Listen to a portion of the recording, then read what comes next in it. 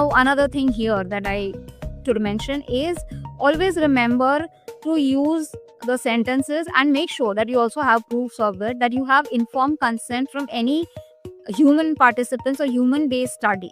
Whether if it is children, then you should have consent from their guardians or representatives or whoever, but you need to have consent.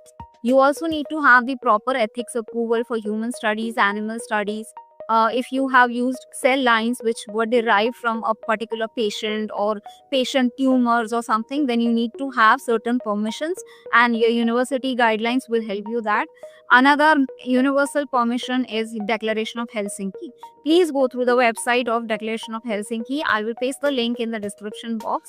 So please make sure that you have all these necessary approvals before you start writing your paper, because sometimes gaining these approvals take time.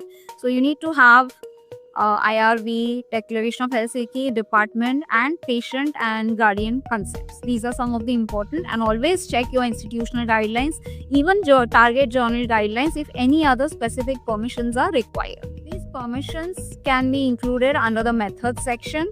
Sometimes the journal guidelines stipulate that they be mentioned at the end of the journal. So whatever it is, always follow the rules or the specifications of the journal, but make sure you include them. Even if it is not mentioned, make sure you include all the informed consent and permissions somewhere in your manuscript. If nowhere is mentioned, then the method section is the best place to give this information.